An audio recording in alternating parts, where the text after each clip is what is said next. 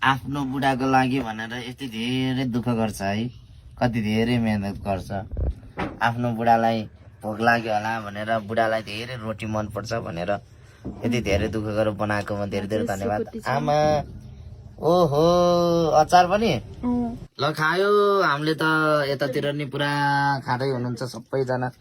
ल हेर्नु त कति आरामले मजाले खानु खानु ल खायो है हामी त। ल खाऊँ टेस्ट गरिहालौँ तरकारी पनि। ओ माई गॉड क्या दामी बनाएछ यार त्यसले त।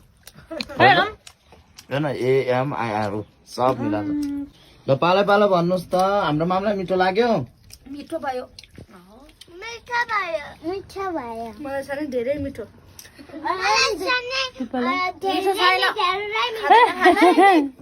खाना त कस्तो छ?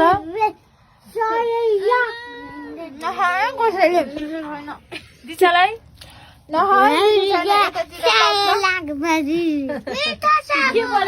मैले बुझेन, मिठो छैन यता देऊ। सबै सबै उसलाई देऊ। ल कस्तो भयो? मिठो छैन। सबैले थाल चाटेर बसिरहेको क्या हो? यसले पनि थाल चाटेर सबैको थाल त चिटिक्कै छ त। चिल्लो चिटिक्क हुन त के नै दिएको छ मिठो छ